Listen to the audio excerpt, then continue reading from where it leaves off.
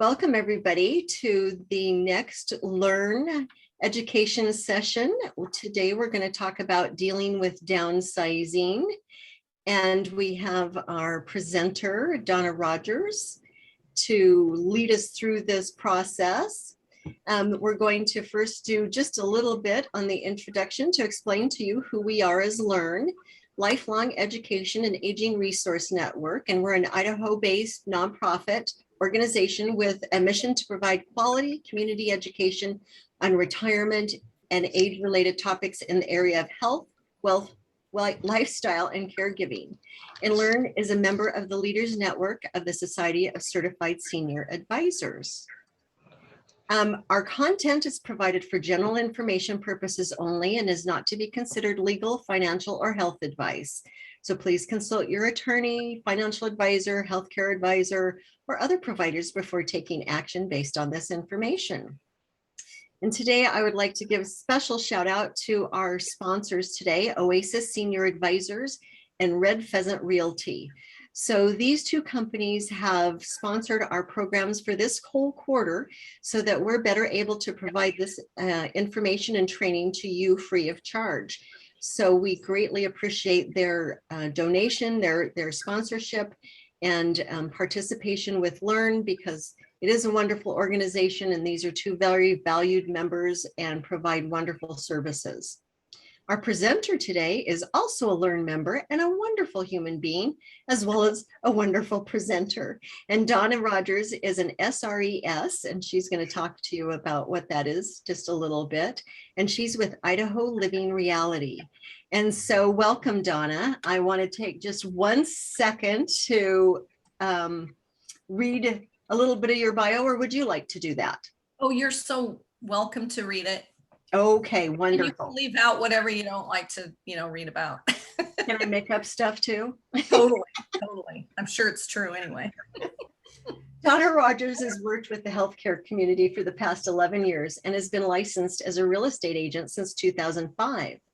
She's a senior real estate specialist, that SRES I mentioned, and has a passion for helping seniors avoid the crisis that aging can oftentimes create and help them find answers.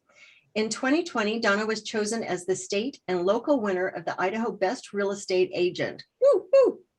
Donna enjoys educating the community and has since I've known her, other realtors and healthcare professionals about different resources that are available to seniors that will assist them to age safely, with quality of life, and with dignity. Donna is also on the Canyon County Board of Guardians as a volunteer guardian for those who have no family to advocate for them or to make decisions for them regarding health care. She's an active member of JAVA, which is the Justice Alliance for Vulnerable Adults, and an organization that educates professionals about detecting and preventing elder abuse and financial exploitation. Exploitation, not exploration, exploitation. Donna's mission is to improve the lives of seniors through caring service, education, and support. Please welcome Donna. Wow. I don't think I'm nearly that good. Sounds so good. Anyway, thank you so much. And I just want to thank the Learn organization for allowing me to present today. This subject is kind of near and dear to my heart. It's something we're all scared of, something we all need to deal with. And I've helped my fair share of families get through it. So I think it's going to be kind of different for me today because I'm used to interacting with people live. So if you guys want to pitch in or holler at me or anything during the time, please feel free to, okay? I want this to be very interactive and I want to know your thoughts because I always seem to learn something from you guys every time I do this presentation. So with that being said, should I go ahead and get my screen up? You betcha. All right.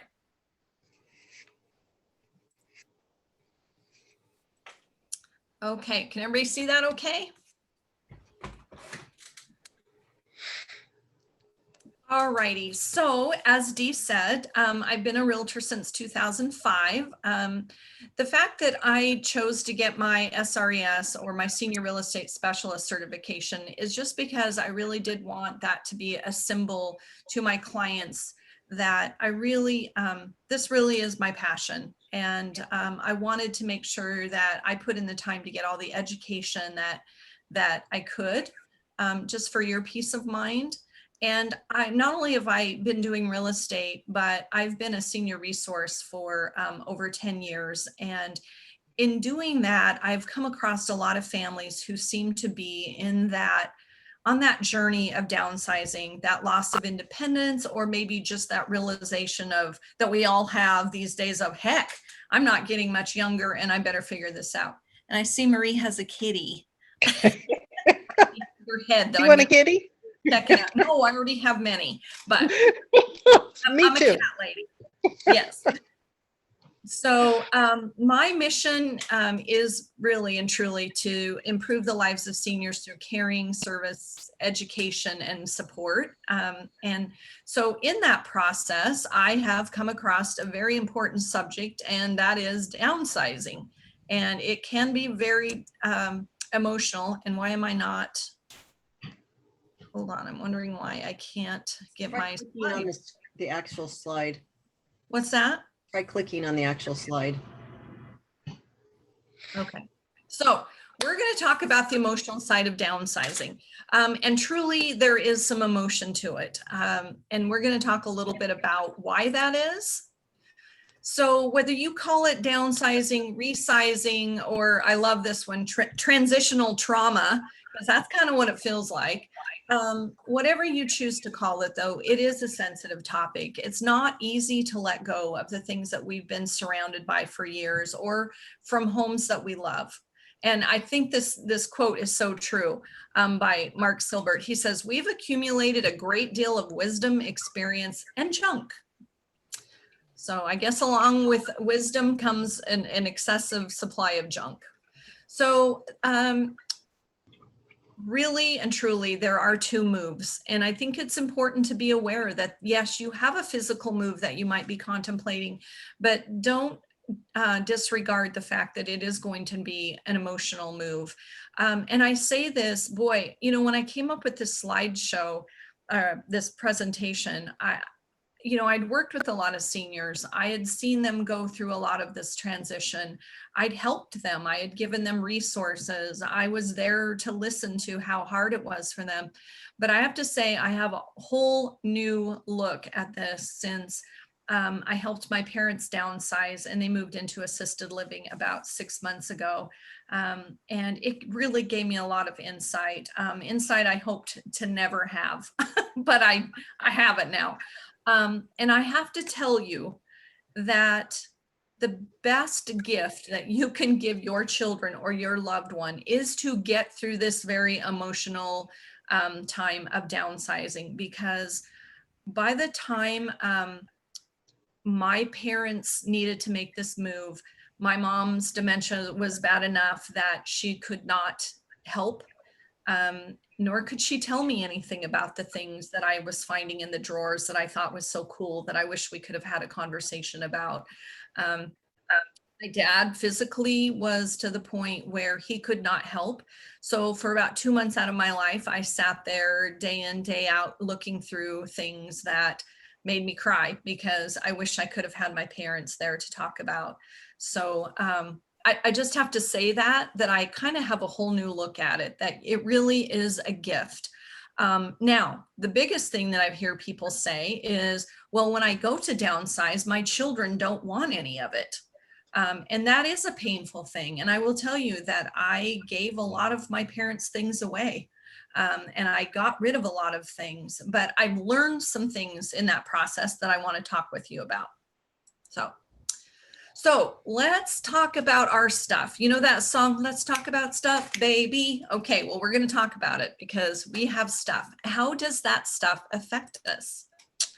Well, you know how it's really fun to have a beautiful home and a lawn, and you have all the kids come home for the holidays. I mean, look at that picture. Isn't that cute? And that's what we all desire, because we hold under houses. By the way, that house with the pool is not mine, but it is Dee's, and I will give you the address later. Oh, no, I'm just kidding. It's not Dee's either. But this is the things we hold on to over the years, is I can't downsize. I can't leave. The kids are coming over for the holidays. Well, But does at some point it feel like an awful lot of work? I mean, at some point it's not as much fun anymore because you still have a lot of work to do for that one monumentous occasion when the kids come over once or twice a year. And all of a sudden you find yourself going, man, that's a lot of work. So let me ask you this. You know, we all have stuff and we accumulate it, and we've bought into that. Yeah, you need a house and you need this many cars and you need this and you need that. But have you ever found yourself like passing up an opportunity because to go do something fun because you have things you need to do, whether it's mowing the lawn? Or let me ask you this, who has a closet for summer clothes and one for winter clothes? Yeah, I don't know if this is her winter or her summer, but she got a lot of clothes. I'm guessing summer. Or does anyone have a garage that looks something like this? Now, mine tends to look a little neater than that, but I have had to work really hard on getting, I remember how long it took me to be able to park into my garage. So, and I will tell you from real estate, when I go out and I talk to people about putting their homes on the market, there are not a lot of them that park in the garage because it does look something like this. Or how about that craft room or that room that, it's got all your projects in it that you're going to finish someday? Anybody got one of those? Admit it. All right. And ladies, be honest. How many of us have enough makeup to supply a beauty competition? And guess what? We got it all on sale, or we'll use it someday, or it was just really the wrong color, but we have drawers like that. I just want to know, is that your drawer? No, mine are neat and tidy, So it's true. We've come at this from kind of a funny standpoint, but in all reality, downsizing is a hard subject for most of us. And why is that? So how many of you agree that memories and emotional attachments, you don't want to get rid of something because, oh my gosh, this was the ticket I got when I went to Les Miserables the first time with my son, and I don't want to get rid of it. So it's true. We're attached to things like that. Also, what happens usually when we're downsizing is we know that change is coming and change is scary. What's next is what we ask ourselves a lot, or just flat out leaving our home, or the kids don't want our stuff. Okay, so it does make it difficult. I want you to repeat after me 9 million times when you're downsizing. I am downsizing my stuff, not my life. And that is so important. And we're going to talk a little bit about why that is. But I really want you, when you're in the thick of it, you just keep saying, look, I'm downsizing my stuff, but not my life. This is not taking away my memories, nor is it taking away my children's memories. So what if we just completely changed the conversation about downsizing and started seeing it as a positive? I mean, think about it. I don't know how many of you have had children or young relatives and you used to pack around a stroller and a little portable playpen and some diaper bags and every toy known to mankind. If you were still carting that around in the car at this age, we would look kind of ridiculous because we don't need it anymore. So what if we just started getting rid of stuff like we're losing weight? All of a sudden we're free, we're more independent, we feel better. I'm hearing a funky echo. I hope you guys aren't picking that up.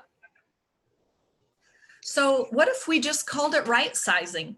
I love the name of that. We're right sizing for the next chapter of our life. Doesn't have to be downsizing. So I thought it was interesting that this woman, Mary Kay, she said this about, she works for the National Association of Senior Move Managers. She says, we need to debunk the myth about downsizing. It isn't negative. Moving to a smaller space can expand your independence because it relieves you of all the stuff, yard, garage, multiple closets, makeup drawers, that owns you. It frees you up both mentally and physically to enjoy life. Have you ever had the feeling that like maybe some of your stuff just owns you? I have. So with all that being said, however, how many feel that it's easier said than done? Like, it's easy to talk about downsizing and say we all need to it, but why is it so hard? All right.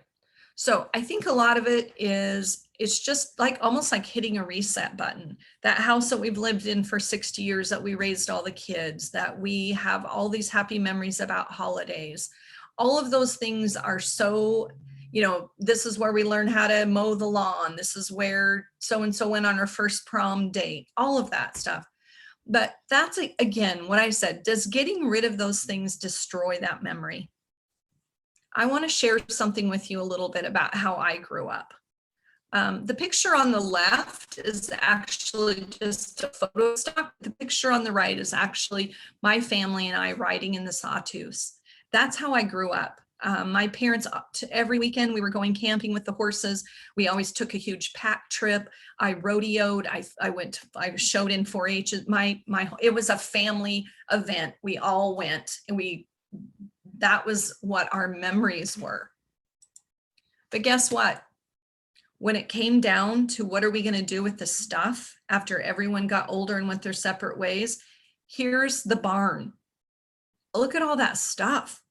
And when you look at it, you think, man, that just represents so many memories. That was, I graduated from high school and that was the saddle I got. And so that's where we were at. So we all sat down and we talked about what we were going to do with all of this stuff. And my mom said, what do you want? And I realized I didn't want any of it. What I wanted while I had my mom still is I wanted the memories. I wanted her to write down the memories of some of these crazy trips that we took. My mom grew up on the river, got married when she was 15, fished, hunted arrowheads, lived probably like a wild child, but she has some of the most amazing experiences. And that's really what I wanted. So let me ask you this. I think one of the most painful things when it comes sometimes to downsizing is that we've either been given photo albums from, generations before us, or we have so many photo albums. And what do you do with them? It is hard to think about just throwing those away. But I want to show you something about pictures. First of all, in a box, in a photo album, they're really not bringing a lot of joy. What we did with my parents is we ended up going through and getting some really special ones, and my parents talked about them, and we put them on an electronic frame so that they just kind of continually go through. And it is such an amazing thing. And then after we did that, my dad passed away, and the lady, I don't know if you can see me, but I'm going to get you, if you can see these albums. Here's one, very cute. You can tell somebody made it for my dad. I have a mom and a stepdad, and then I have a dad. My dad passed away in Arizona. So somebody gave me this.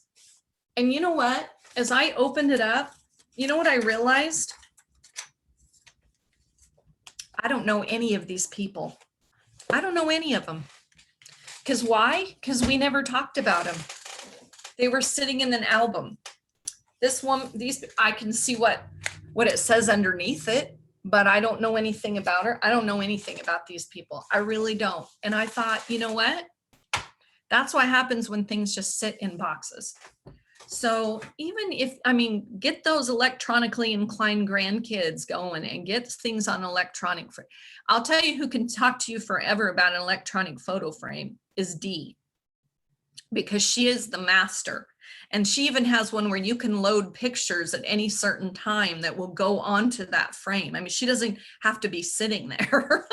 She's my hero. I just put the name of it in the chat. Oh, good. It's called Picstar, and you can order it from Amazon. And she's right. It gets its own email address, and anybody can email pictures to it. So we get surprise pictures all the time from my sister, or people that we've given the picture frame email address to. Yeah, so I love that. So when it comes down to, gee, why don't my kids want stuff? I don't know what to do with this. And you know what? It creates guilt. That's what it does, because I don't know what to do with it, and I don't know who those people are. So, and we'll talk a little bit more about the whole guilt thing, especially me, because I'm so good at being guilty. So I know that you, for those of you who've watched, the movies, the 10 Commandments, I know you understand that there are those 10 Commandments that are written in stone. It was all about Moses and the finger of God and all that. But I don't know if you knew that there's actually another 10 Commandments out there that they haven't talked that much about, and that's called the 10 Commandments of letting go. So we're going to talk a little bit about that.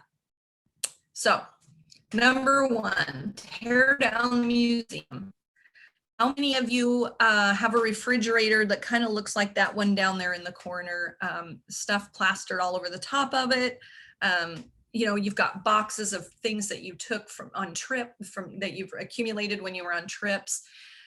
So what I say is, what I've kind of done in my life is I got like a little box, and it's kind of my memory box, or sometimes I call it a rainy day box. And it's just a cute little box that I've decorated.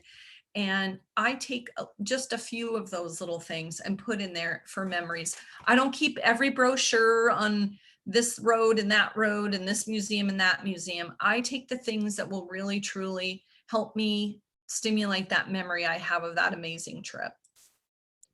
So number 2, assess true value. So just because you think it has value doesn't mean anyone else does. How many of you had an amazing collection that you collected almost your whole life? Maybe dolls. Maybe for me, it was in the beginning, it was strawberries that I collected. And I'm here to tell you, nobody else got as passionate about strawberries as I did. And I could not give those things away. So I did give them away, but not to family. So maybe, number 3 is know thyself. So, you got the ab lounger or the treadmill over in the corner. You've got all these books that maybe you're holding on to because they're really nice books and they're classic literature, and you really should learn to enjoy those. Or maybe you've got 28 different cookie cutters. If you're not into baking, if you're not into reading classic literature, and you're never going to use the ab lounger, no matter who gave it to you, it's really time to know yourself and make it go away. 4th commandment, trust me, you won't fix it. So the old carburetor, the shoes that you just love, that the heel fell off, that you're going to fix, you're probably not. Do look a gift horse in the mouth. So sometimes we hold on to gifts that people have given us because we're worried that they might notice if we don't have it anymore. So, but let's ask yourself, have you ever asked anyone, hey, where are those clown masks that I gave you for your collection? I mean, realistically, nobody's going to come in and wonder why that collection of a million little silver bells is gone or whatever. So, sometimes you just have to have a yard sale or something where you don't invite those people over that gave it to you and just make it go away, which is how I got rid of most of my strawberry stuff that people had given me. Okay, how come? Okay. Oops. Oh, uh-oh. I'm not sure what happened there. Excuse me. Okay, so number 6 is adapt to your surroundings. Do you still need a car? If you're not using a car anymore, or if you can no longer get in the 4-wheel drive truck that your dad gave you 20 years ago, it really just might be time to get rid of that. Or how about our likes and dislikes change? Does anybody remember when the mushrooms were all the craze? And I'm really dating myself, and I'm so happy to see you guys nodding. But you know what? Sometimes it just changes, and you don't have to keep something that you don't like anymore. Or how about the 8th commandment, know what you need? Sometimes paperwork can get a little bit overwhelming. And there's this amazing little thing now called a scanner and a flash drive. And it's amazing what you can do with your paperwork by getting that on a flash drive. And the flash drive is about this big compared to a file that's like this. Now, that's not going to be an easy process, but you don't have to do it all in a day. I have some do's and don'ts that will be a handout that will be available, and you can kind of see some of those do's and don'ts. So number 9, hallelujah. This is the best one. Let go of the guilt. Instead of boxes of old pans and silverware and the warped cookie sheet, I opted for the keepsake I could enjoy. So that is my grandma, Van Nieuwenhuizen. And this is, oh, I just dropped it on the floor. This is a necklace that probably has very little financial value, but this is the necklace that my grandma let me play with every time I went over. By the way, she called me Sugar Plum, okay? So see, getting rid of a lot of stuff didn't take that memory away at all. So what happened was when my grandma died, she gave me boxes and boxes and boxes and boxes, and it sat out in my garage. And I wanted to cry every time I walked by because I felt so darn guilty. And one day I just thought, I can't do this anymore. I'm going to go through and figure out what I'm going to do with all this. And I'm telling you what, there was the grossest, like warped, rusted cookie sheets and nasty silverware and Tupperware lids. And, you know, we all have many drawers like those.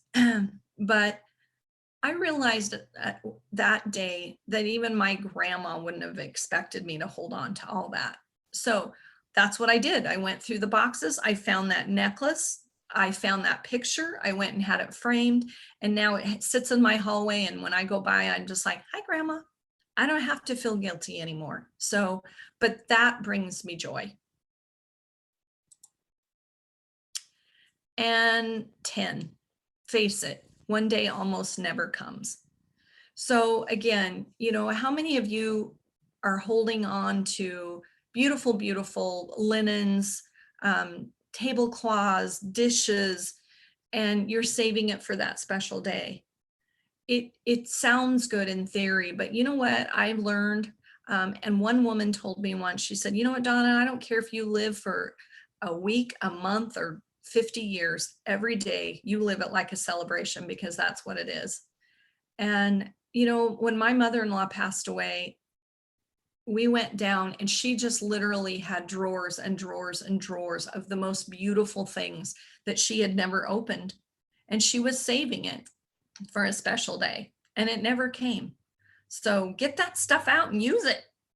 Have a party or give it away. So our new word is thud. Things hold us down.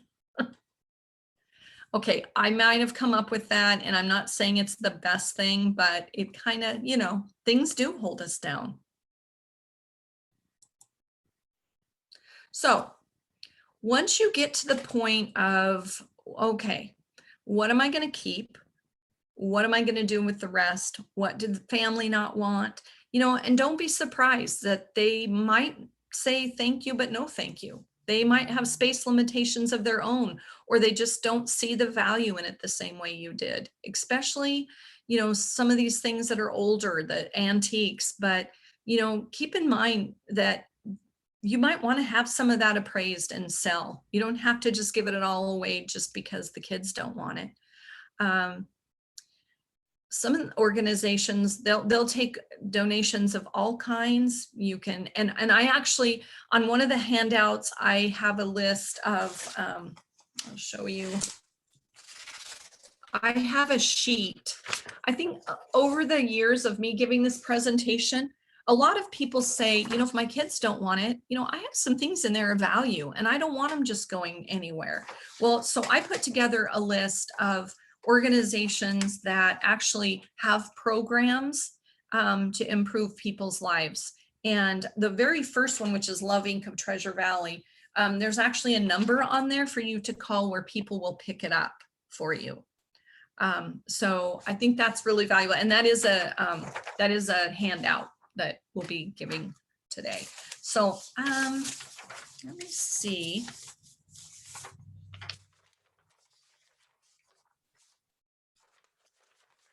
I wanted to actually, I do have kind of a funny poem that I'm gonna read to you guys. There is that actual list right there, but you can have it in a bigger format. So a new chapter with less responsibility and less commitment to material things. You can focus your time, energy, and passion on things that bring you joy. Let me see. So I recently spoke to a woman who she knew that she needed to do some downsizing. And so what they did is they actually went through their house 3 times. And they said the first time they gleaned out what they felt like they could emotionally. They let the kids decide what they wanted to take. They also boxed up some of the things that, and they did like and this might be something that will be beneficial for you that have children. And I did the same thing with my daughter. I got a big Tupperware or a big, boy, that's dating myself, a big Rubbermaid type plastic container. And all of those, you know, I took all those boxes of kindergarten and first grade. You know how you have a box for every year that the kid goes to school? Marie's like, I just went through and I gleaned out kind of the things that I thought would really mean the most to her. And then I gave that to her, like, get it and get out. Okay, go put that in your car. So that seemed to work really well. And that's kind of what they did, is they gave the kids those things that they thought would mean a lot to them. And they said they had one child who was like, I don't want any of it, but I love you, mom and dad, and I get it. I know what you're doing. They had one child that was really kind of insulted that the parents were downsizing. And she took a few more of the things than the other child did. And then the third one was still actually at home. And so they actually helped him downsize some things. But what I'm saying is it took them 3 times of going through the house before they really could get to the point where they felt like they'd done everything that they needed to do. And she was telling me just how amazing life felt after they got rid of all that stuff. And, you know, as much as I've worked around seniors and I was able to work in senior living, I ask people, you know, was it hard to go through this downsizing process? Absolutely. Nobody denied that it was a very difficult thing. And I said, what is your biggest regret? And you know what they said? That we didn't do it sooner. So anyway, I thought this was kind of a funny little poem. I'm going to read it to you. So that knick-knack on the whatnot has really got to go. Whatever I saw in it, I simply do not know. The doodad by the whatchamacallit, I once thought so chic, is a pain because now it needs dusting 14 times a week. The thingy that I saved for and cost me quite a bomb had a nice trip to the local dump. I chucked it with aplomb. The gewgaws and the hoo-haws that I was so urged to buy were taken by the youth ranch. I waved them all goodbye. The process is ongoing. Visit if you will. A friendly word of sound advice. Make sure you don't stand still. So if you come to my house, you might get downsized.